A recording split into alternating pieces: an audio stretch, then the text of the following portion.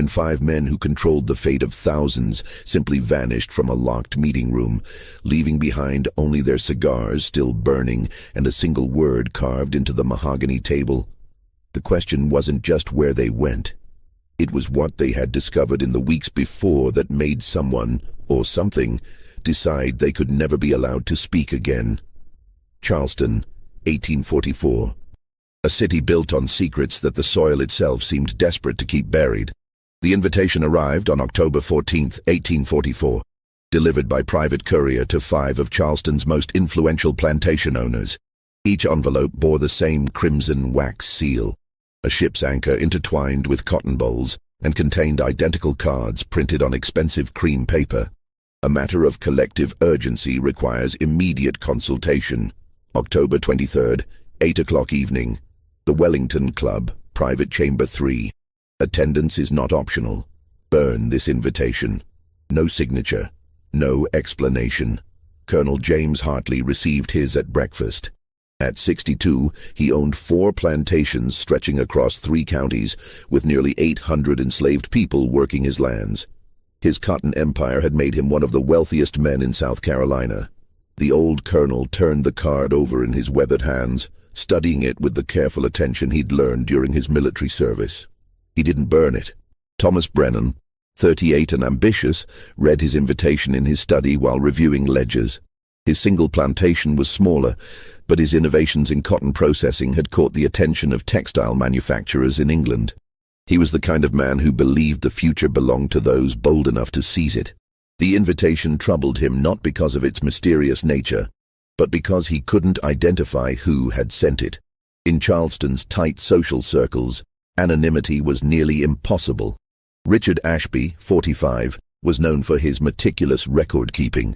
Everything that happened on his 2 plantations was documented in leather-bound journals he maintained personally. When his invitation arrived, he immediately began a mental catalog of who might have sent it and why. The anchor and cotton seal was unfamiliar, which was unusual. Ashby knew every prominent family crest and business seal in the region.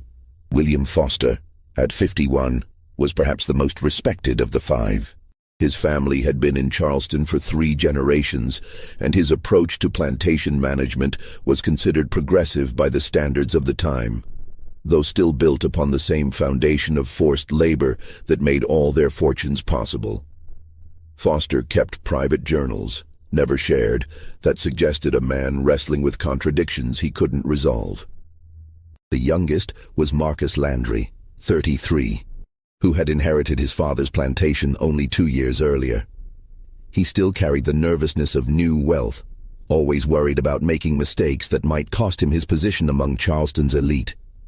The invitation made him anxious in ways he couldn't quite articulate. None of them burned their invitations, despite the instruction. Over the next 9 days, each man tried to determine who had sent the mysterious summons. They made discreet inquiries among their social circles. They examined the paper quality, the printing technique, the wax composition. Brennan even consulted a printer who confirmed the cardstock was expensive European paper, recently imported. The Wellington Club was an exclusive establishment on Meeting Street, where Charleston's wealthiest men gathered for drinks, cigars, and the kind of business discussions that shaped the entire region's economy. Private Chamber 3 was on the 2nd floor, a room used for confidential meetings. It was windowless, soundproofed with thick velvet curtains on the walls, and could be locked from the inside, a design feature that gave the room its reputation for absolute discretion. On the morning of October 23rd, Colonel Hartley mentioned the invitation to his wife at breakfast. She noticed he seemed distracted, distant. He told her not to wait up, that he might be late. He didn't tell her he'd been having trouble sleeping, or that he'd begun checking the locks on doors and windows with unusual frequency. Thomas Brennan's wife noticed her husband had taken to carrying a small pistol in his coat pocket, something he'd never done before. When she asked why, he dismissed her concern with a wave and changed the subject. But she saw the way his eyes kept moving to the windows, as if expecting to see someone watching. Richard Ashby spent the afternoon of the 23rd burning papers in his study fireplace. His wife heard him doing it and found it strange. Her husband never destroyed records. Through the door, she heard him muttering to himself, though she couldn't make out the words. William Foster visited his family's church that afternoon. The rector later recalled that Foster seemed to want to speak about something important, but couldn't find the words. He knelt in prayer for nearly an hour, alone in the empty sanctuary. Marcus Landry wrote a letter to his sister that morning, sealed it, and left instructions with his house staff that it should only be opened if something happened to him. The letter would later disappear before anyone could read it. October 23, 1844, dawned grey and cold. A fog rolled in from Charleston harbor, thick and persistent, muffling sounds and reducing visibility to mere yards. Locals said it was unusual for the season, the kind of fog that made the city feel disconnected from the world, isolated in its own pocket of time. By evening, the fog had intensified. Street lamps cast weak halos of light that barely penetrated the grey murk. Carriage drivers navigated by memory rather than sight, horses moving slowly through streets that seemed emptier than usual. The Wellington Club's doorman, a free black man named Henry Webb, kept careful records of arrivals and departures. It was part of his responsibility. His logbook would become crucial evidence later. Colonel Hartley arrived first at 7:47 p.m. Webb noted the colonel seemed agitated, looking over his shoulder as he entered. Hartley went directly to the second floor without stopping in the main parlor.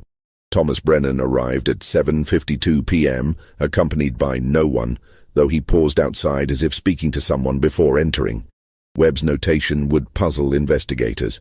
Richard Ashby came at 7:55 p.m., carrying a leather portfolio under his arm. Webb noted he clutched it tight, would not let me take it. William Foster arrived at 7:58 p.m., and Webb recorded that Foster, asked if the others had arrived, seemed relieved when I confirmed. Marcus Landry was last, entering at exactly 8:01 p.m. Webb wrote that the young man appeared pale, asked if we'd seen anyone unusual around the building tonight. 5 men entered. Webb noted them all proceeding to the second floor, to private chamber 3. The door was solid mahogany with a brass lock. It could only be locked from inside, and there was no other entrance or exit to the room. At 8:03 p.m., Webb heard the lock click into place from inside the chamber. The Wellington Club had 11 other members present that evening, scattered throughout the building. Several would later report hearing the sound of voices from private chamber 3 around 8:15 p.m. Not loud enough to make out words, but the rhythm of serious conversation. The club's manager, Edmund Price, passed by the room at approximately 8:30 p.m. and confirmed hearing multiple voices engaged in what sounded like an intense discussion. At 9:17 p.m., silence fell. Several club members would later remark on how absolute the silence was, the kind of silence that makes itself noticed. One member, Judge Theodore Harrison, commented that he'd been reading in the library and suddenly realized he could hear his own heartbeat. That's how quiet the building had become. At 10:45 p.m., Webb became concerned. The 5 men had been inside for nearly 3 hours. He'd seen no one enter or leave. He went upstairs and knocked on the door of private chamber 3. No response. He knocked again, harder. Called out. Nothing. Webb fetched Edmund Price, the club manager. Together they knocked and called. The door remained locked from inside. They could see light under the door. The lamps were still burning, but heard absolutely nothing. Price made a decision. At 11:03 p.m., he sent for the locksmith, Jonathan Miller, who lived 3 blocks away. Miller arrived at 11:34 p.m. with his tools. The lock was engaged from inside. Miller could tell someone had deliberately turned the mechanism. He began working carefully, aware he was dealing with club property and wanting to minimize damage. By 11:52 p.m., he had the lock open. Edmund Price opened the door. The room was empty. 5 lamps still burned, their wicks trimmed, fuel sufficient for hours more. 5 chairs remained pushed back from the table, positioned as if their occupants had stood up suddenly. 5 glasses of brandy sat on the table, barely touched. 5 cigars rested in ashtrays. 4 had burned down to ash, but one, Colonel Hartley's, was still smoking, a thin trail of grey rising toward the ceiling. The room's single window was closed and locked from inside. The glass was intact, painted shut years ago and never opened. The walls were solid, covered in thick velvet curtains. The floor was hardwood, no loose boards, no trapdoors. The ceiling was plaster, unblemished. 5 men had entered. The door locked from inside, and now they were gone. But they had left something.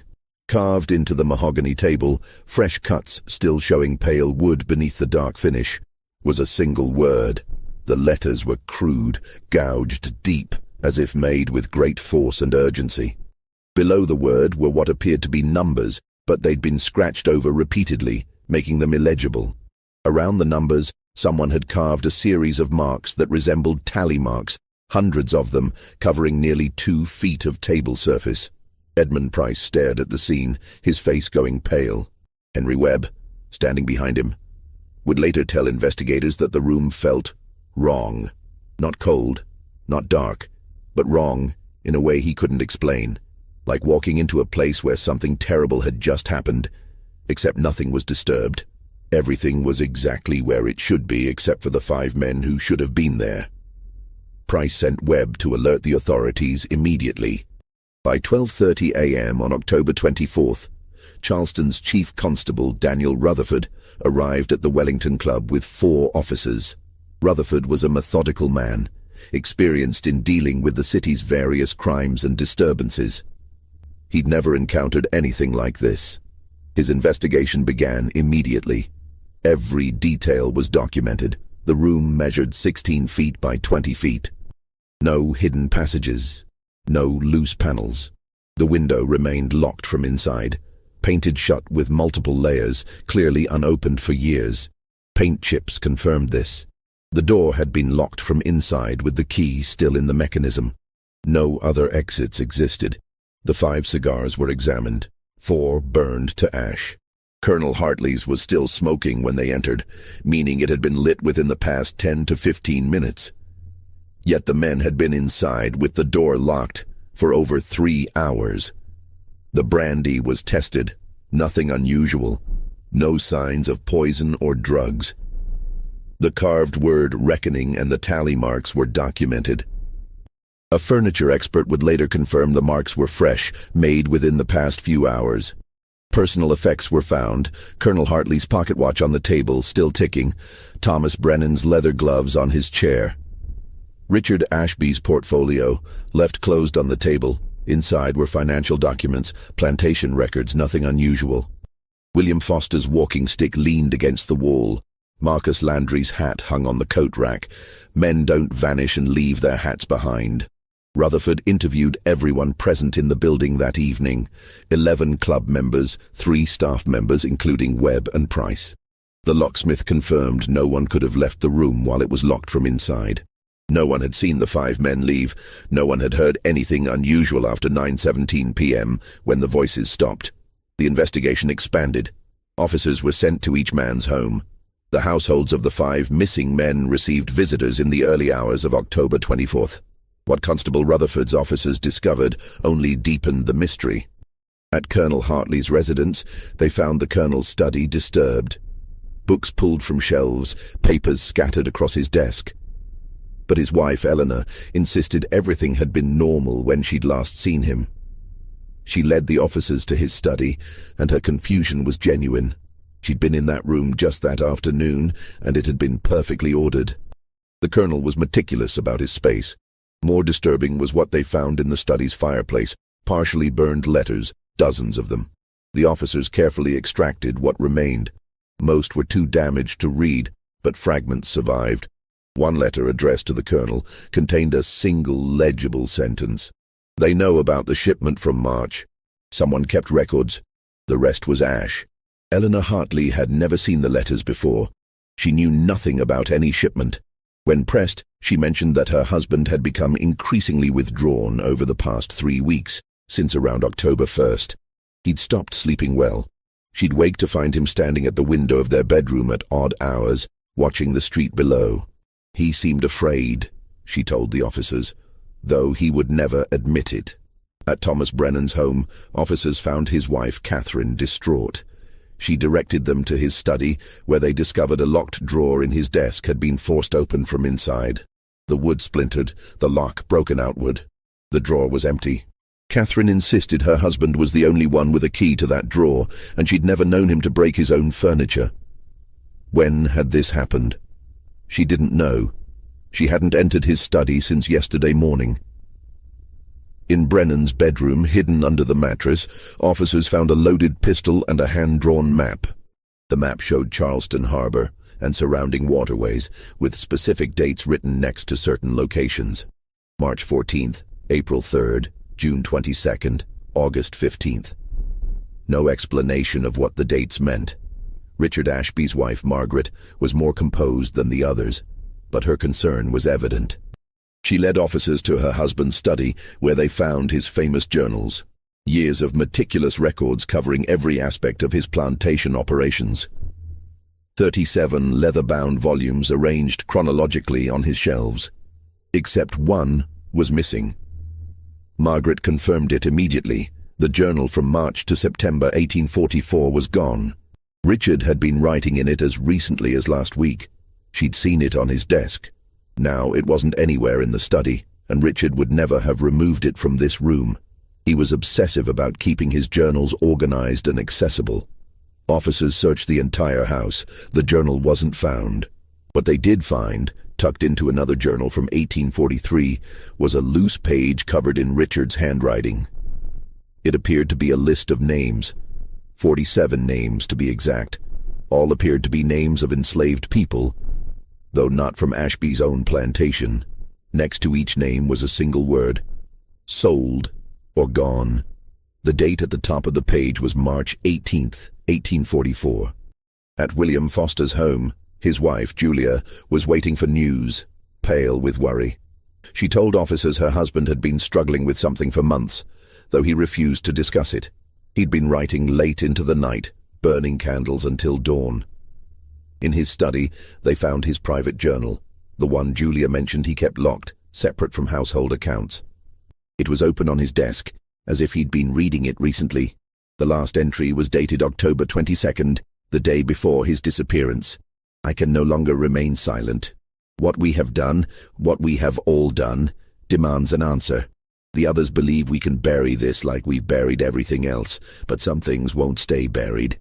Tomorrow we meet to discuss terms. I intend to tell them I'm going to the authorities. God forgive me for waiting this long. The entries before that were similarly cryptic, referencing the agreement, the arrangement, and what happened in March. Foster wrote of guilt, of sleepless nights, of seeing faces he couldn't forget. Marcus Landry's household was the most unsettling. His house staff reported that young Mr. Landry had become increasingly paranoid over the past 2 weeks. He'd hired additional guards to patrol the property at night. He'd begun locking himself in his bedroom. The sealed letter he'd written to his sister that morning was gone. No one knew where it had been placed, and no one could find it. In Landry's bedroom, officers found something that made them exchange worried glances. Scratch marks on the inside of his door. Deep gouges in the wood, as if someone had clawed at it desperately. The marks were fresh, but the door opened normally, wasn't locked or stuck. Why would someone scratch at a door that opened freely? On his bedside table was a Bible, opened to Revelation chapter 20. A single verse was underlined so hard the pen had torn through the paper. And the sea gave up the dead which were in it. Constable Rutherford coordinated his investigation from the Wellington Club, which had been sealed as a crime scene. By dawn on October 24th, he had compiled his initial findings. 5 men had vanished from a locked room. No rational explanation existed for their disappearance, but the evidence from their homes suggested they'd been involved in something together, something that had begun in March 1844 and had been weighing on them ever since. The dates kept appearing: March 14th, March 18th. Something significant had happened that month.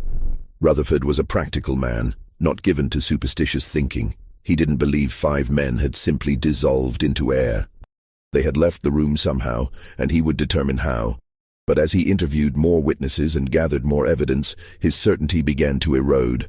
The club's architectural plans were examined. No hidden passages, no forgotten doorways. The building had been constructed in 1798 and renovated in 1832. All records were available, all modifications documented.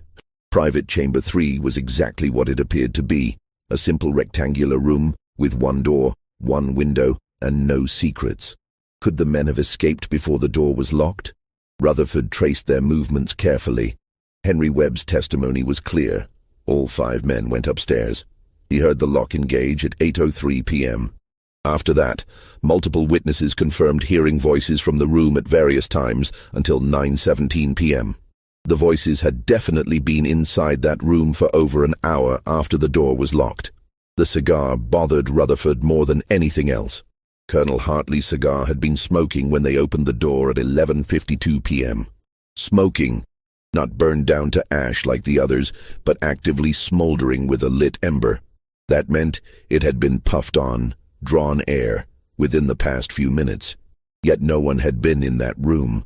On October 25th, Rutherford received a visit from a harbor master named George Whitfield. Whitfield had heard about the disappearances and believed he had relevant information. Those 5 men, Whitfield said, sitting in Rutherford's office.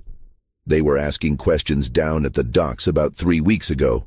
All of them, at different times, asking about the same thing. What thing? Rutherford asked. A ship called the Meridian. Arrived in Charleston Harbor on March 13, 1844. Left 3 days later, March 16th. The 5 missing men were all asking about its cargo manifest. Rutherford leaned forward.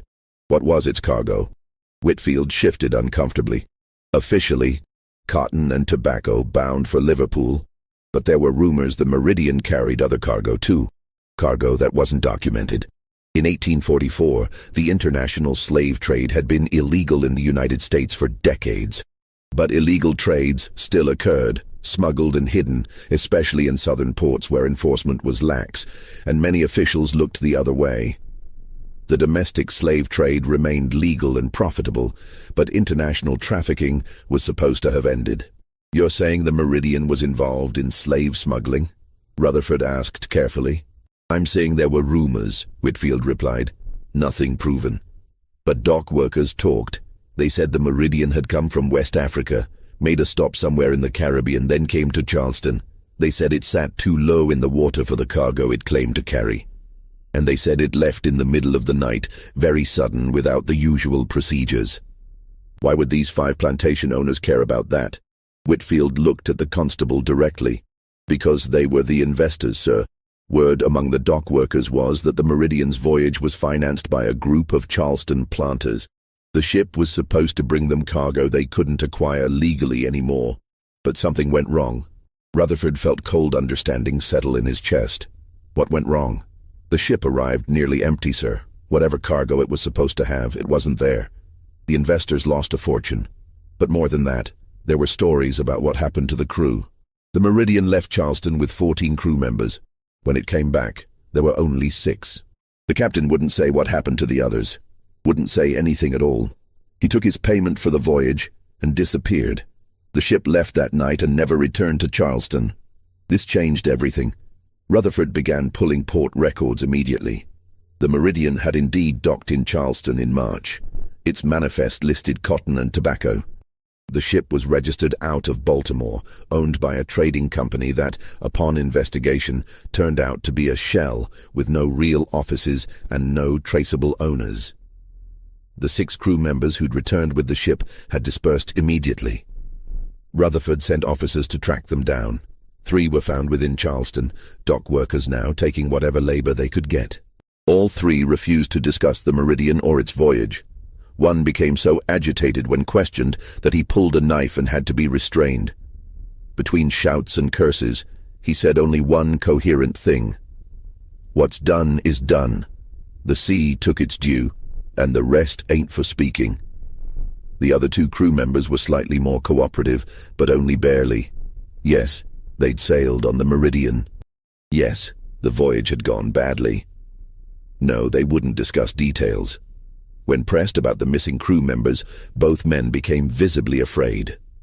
One crossed himself repeatedly and mumbled prayers. The other simply walked away, and no amount of legal intimidation would bring him back to answer questions. The remaining 3 crew members had vanished, left Charleston right after the Meridian departed and hadn't been seen since. Rutherford obtained the ship's official log from port records. But it was useless. Bare minimum entries, nothing about the voyage's actual nature or what had happened. The captain's name was listed as Samuel Garrett, a name that appeared in no other shipping records before or after the Meridian's Charleston visit. The man had vanished as completely as the 5 plantation owners. But Rutherford had dates now. The Meridian arrived March 13th. Based on the evidence from the missing men's homes, something significant happened around March 14th to March 18th. That was when everything changed for them. That was when their fear began. On October 28th, 5 days after the disappearances, a man came forward with information. His name was Benjamin Cole, and he worked as a clerk at the Charleston Custom House, responsible for processing import and export documentation. Cole was nervous, sweating despite the cool weather. He told Constable Rutherford he'd been debating whether to come forward, afraid of losing his position or worse. There was paperwork, Cole said quietly, sitting in Rutherford's office, about the Meridian. Paperwork that didn't go through normal channels. Explain, Rutherford said. Cole swallowed hard. On March 15th, Richard Ashby came to the custom house. Not to the main desk. He came specifically to me, asked if we could speak privately. He knew I handled certain sensitive documents that needed to be processed quietly. You're saying he bribed you? Yes, sir. Cole's voice was barely above a whisper. He paid me to expedite clearance for the Meridian, to overlook certain inspection requirements, and to ensure the ship could leave port without the usual delays. He paid me $200, sir. That's more than I make in 4 months. $200 in 1844 was serious money, enough to make a man look the other way. Did Ashby say why? Rutherford asked. No, sir, but he was scared. I could see it in his eyes. He kept looking over his shoulder, like he thought someone might see him talking to me. He said the ship needed to leave as soon as possible, that every hour it remained in port was dangerous. Dangerous how? He didn't say, but he gave me a sealed envelope and told me if anything happened to him I should open it. He said it contained information that might be important someday. Rutherford sat up straight. Where is this envelope? Cole reached into his coat and produced a sealed envelope, yellowed paper with Ashby's wax seal. I kept it at home, hidden. When I heard he'd vanished, I knew I had to bring it to you. Rutherford broke the seal and read the letter inside. His expression changed as he read, becoming harder, more troubled. When he finished, he read it again, then set it down and looked at Cole. You can't speak of this to anyone, Rutherford said. Do you understand? Not to your wife, not to your friends, not to anyone. Yes, sir. What does it say? It says enough, Rutherford replied. Go home, Mr. Cole. Thank you for your honesty. After Cole left, Rutherford sat alone in his office, reading Ashby's letter a third time. The contents were damning. If you are reading this, something has happened to me. I write this as both confession and evidence. In January 1844, 5 of us, myself, Colonel James Hartley, Thomas Brennan, William Foster, and Marcus Landry, entered into an agreement to finance a voyage. We sought to acquire cargo through means that had become illegal, believing we could circumvent the law through careful planning and discretion. We hired a ship, the Meridian, and a captain willing to undertake the voyage to West Africa. The ship departed in December 1843 with 14 crew. It was to return by February with cargo we would distribute among ourselves. The ship returned on March 13, 1844. But everything had gone wrong. The cargo was gone, all of it, 147 souls, lost in some manner the captain refused to explain clearly. The crew that returned was half what had departed, and those who remained were changed, haunted, broken. The captain told us only that there had been a storm, that the cargo hold had flooded, that they'd done everything they could. But his eyes told a different story. We paid him anyway. We had no choice. We needed him and his crew silent about our involvement. The ship left that night. We thought we were done with it, that we could move on, absorb the financial loss, and be grateful we'd avoided legal consequences. But we were wrong. Strange things began happening. We each received anonymous letters, describing details of the voyage no one outside the crew could know.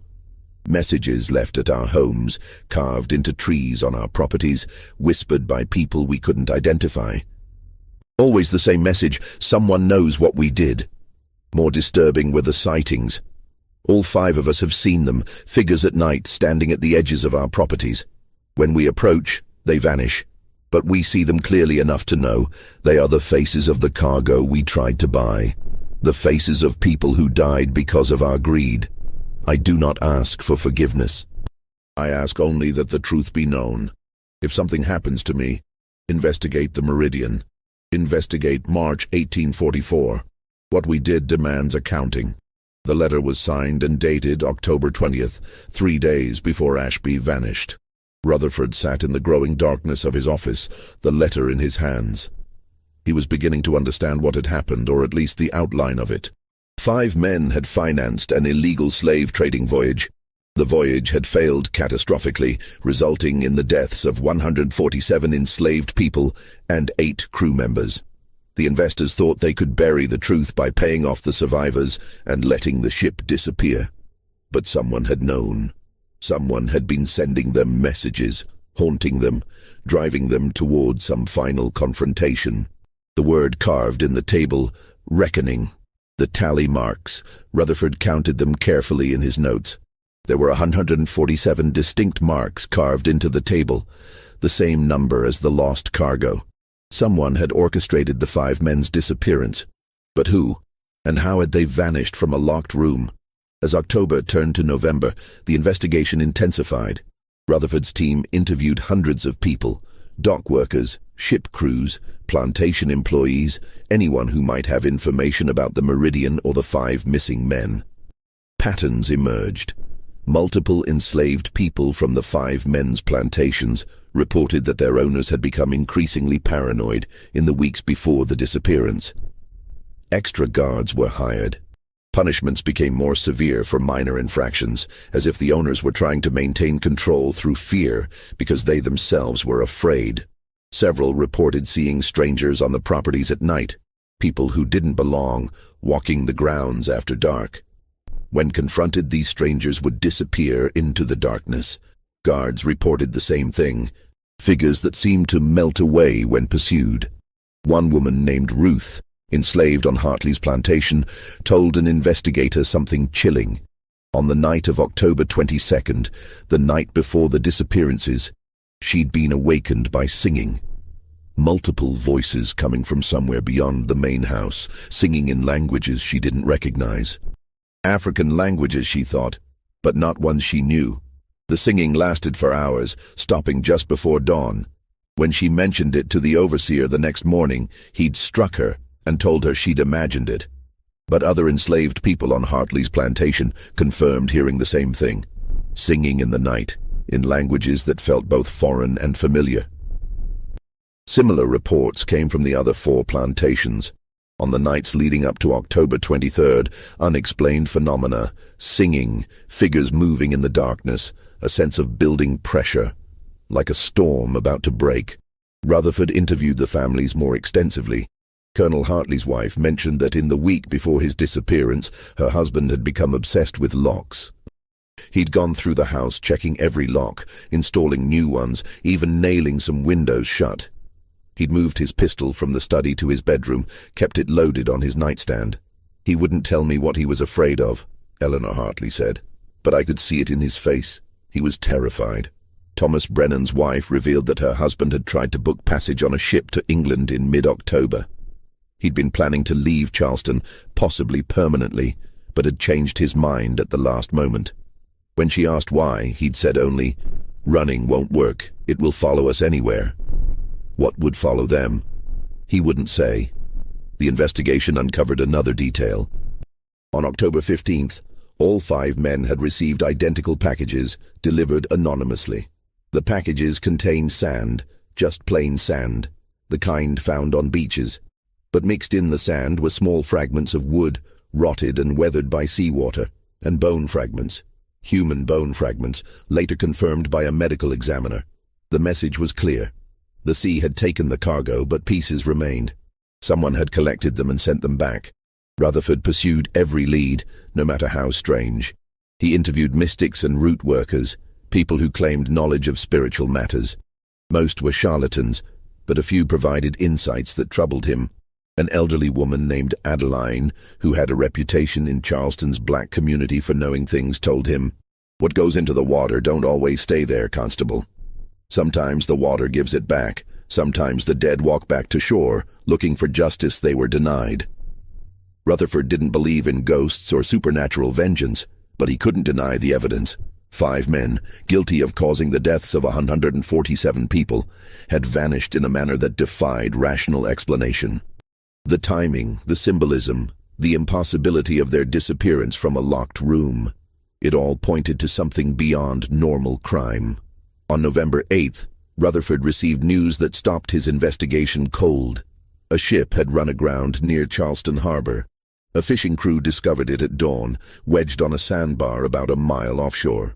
The ship was old, damaged, partially submerged. Its name was barely visible on the hull. Meridian Rutherford assembled a team immediately. They took a boat to the sandbar where the Meridian had grounded. The ship was in terrible condition, hull cracked, masts broken, rigging tangled. It looked like it had been at sea in storms for months, maybe years, despite having left Charleston only 8 months earlier. The smell was overwhelming. Death and rot and seawater mixed into something that made strong men gag. The ship sat low in the water, clearly taking on leaks but held in place by the sandbar. They boarded carefully, aware the deck might collapse. The wood was soft with rot, treacherous underfoot. Rutherford led 3 officers and a ship's carpenter named Thomas Gray, who could assess the vessel's condition. The main deck was a disaster. Cargo boxes broken open and empty, barrels smashed, everything covered in a thick layer of sediment and decay. But no bodies, no sign of crew or cargo. They descended into the hold. The cargo hold was where enslaved people would have been kept during the voyage, chained, packed in inhumane conditions, subjected to horrors that the law had supposedly outlawed, but that continued in practice. The hold was dark, lit only by the lanterns the investigators carried. What they found made them understand why the crew had returned broken. The hold was full of chains.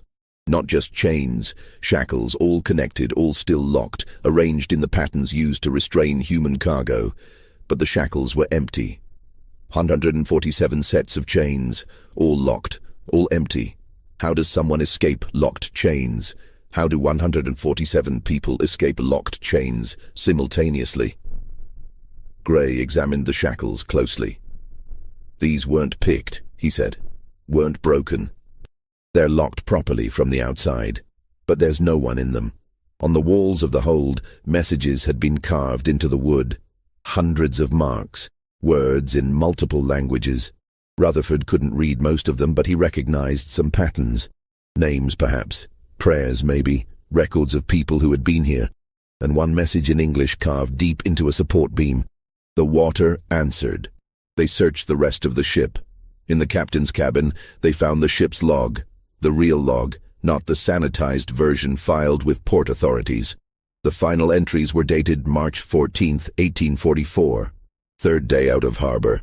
Storm hit yesterday evening. Worst I've seen in 30 years at sea. Cargo hold flooded before we could secure it. Water came up so fast, like the ocean was trying to swallow the ship whole. By the time we got the hold open, they were gone. All of them. 147 people and not a single body. The chains were still locked. The hold was full of seawater but no bodies. How is that possible? Crew is panicking. They're saying the sea took them, that the ocean demanded payment for what we were doing. Superstitious nonsense, but I can't explain it either. We've lost Johnson, Peters, Mackenzie, Walsh, Davis, Montgomery, Pike, and Reed. Washed overboard in the storm, or so I thought. But Matthews swears he saw Johnson below deck this morning, standing in the flooded hold, just standing there with water up to his chest. When Matthews called out, Johnson didn't respond, just stood there staring. Then sank down into the water and was gone. I don't believe in ghosts, but something is wrong with this ship. The log ended there. No more entries. The Meridian had somehow limped back to Charleston, delivered its crew of survivors, then disappeared back to sea. And now it had returned, empty and rotting, as if the ocean had finished with it. Rutherford's team searched every inch of the vessel. In the crew quarters they found personal effects left behind. Clothes, tools, religious items, everything covered in that same sediment, that same smell of rot and seawater. But they found something else too. In a small storage locker near the captain's cabin, wrapped in oilcloth and somehow preserved despite the ship's condition, were 5 leather pouches. Each pouch contained a substantial amount of gold coins, the payment the 5 investors had given to the captain and crew for their silence, and each pouch had a name carved into the leather: Hartley, Brennan, Ashby, Foster, Landry. The money they'd paid to bury their crime had returned with the ship. Rutherford stood on the deck of the Meridian, watching the sun set over Charleston harbor, and felt the weight of everything settling into place. 5 men had financed a voyage of human trafficking. 147 people died as a result, drowned in a flooded hold, their bodies never recovered. The crew, traumatized and broken, had been paid to keep silent. The investors thought they'd escaped consequence. But someone had known. Someone had been haunting them, leaving messages, building toward the night of October 23rd, when all 5 men gathered in a locked room and vanished without explanation. Rutherford had no rational explanation for how they disappeared. But standing on the deck of this death ship, feeling the way it seemed to settle deeper into the sandbar as if trying to pull itself back into the sea, he understood that some crimes demanded answers beyond what the law could provide. The Meridian was towed to Charleston's naval yard and secured. Rutherford filed his report with the city authorities, documenting everything he'd discovered. The case of the 5 missing plantation owners was officially classified as unsolved, though Rutherford's report made clear his belief that their disappearance was directly connected to their financing of an illegal slave voyage that had resulted in 147 deaths. The disappearance of 5 prominent plantation owners sent shockwaves through Charleston society. The families demanded answers, threatened legal action, hired private investigators. But no additional evidence was ever found. The room at the Wellington Club was examined by experts from as far away as Boston. Structural engineers, architects, even a stage magician who specialized in exposing fraudulent spiritualists. No one could explain how 5 men had left a room locked from the inside, leaving behind only their personal effects and a freshly smoking cigar. The table with its carved word, reckoning, and its 147 tally marks was kept as evidence. The Wellington Club eventually closed that room permanently, unable to rent it to members who found it deeply unsettling. The 5 widows faced financial difficulties. The investments their husbands had made in the Meridian represented substantial sums, money that was never recovered. The families filed claims against the ship's owners, but the company was a shell that dissolved into legal nothing. The Charleston courts eventually ruled the families had no recourse. More quietly, rumors spread through Charleston's enslaved communities. Stories of 5 powerful men who had tried to traffic in human lives and had been called to account. The stories varied in details, but carried the same message. Justice exists beyond the laws written by men. In December 1844, the Meridian sank at its moorings in the naval yard. No storm, no obvious damage. The ship simply settled into the water overnight and was gone by morning. Attempts to raise it failed. It's still there, buried in harbor mud, a grave marker for 147 people whose names were never recorded in official histories. Throughout the winter of 1844-1845, investigators continued searching for the 5 missing men. Bodies never surfaced. No witnesses came forward with credible sightings. It was as if the men had been erased from existence, leaving only the mystery of their final night and the evidence of what they'd done. Benjamin Cole, the custom house clerk, died in February 1845, found drowned in shallow water near the docks. The official verdict was accidental death, but there were no witnesses, and the circumstances were suspicious. Some believed he'd been silenced for what he knew. Others thought guilt over his role had driven him to take his own life. The 3 surviving Meridian crew members who'd been found in Charleston all left the city within weeks of the ship's reappearance. None were ever located again. The documentary trail suggests they changed their names and disappeared into other port cities, trying to escape whatever haunted them. One member of the Meridian's crew did resurface years later. In 1852, a sailor in Boston named William Thatcher, dying of pneumonia, gave a deathbed confession to a priest. Thatcher claimed he'd been on the Meridian in March 1844. He described the storm, the flooded hold, the impossible disappearance of the chained cargo, but he added details that had never been publicly reported. According to Thatcher, in the days after the storm, the surviving crew members experienced shared nightmares. Every night, they'd dream of drowning, of being chained in darkness while water rose around them. They'd wake, gasping, choking, convinced they were actually drowning. Some nights, they'd wake to find seawater in their bunks, despite being on a dry ship under clear skies. Thatcher said the crew believed the cargo, those 147 people who died in the hold, weren't gone. They were with the ship, in the ship, part of the ship now, watching, waiting. The priest who heard Thatcher's confession recorded it and sent it to authorities in Charleston. By then, 8 years had passed since the disappearances. The case was cold. Rutherford had retired. No one followed up. The families of the 5 missing men eventually moved on with their lives. Widows remarried, children grew up. Plantations were sold or managed by others. Time did what it always does. It buried the past under layers of new present moments. But in Charleston, the story persisted.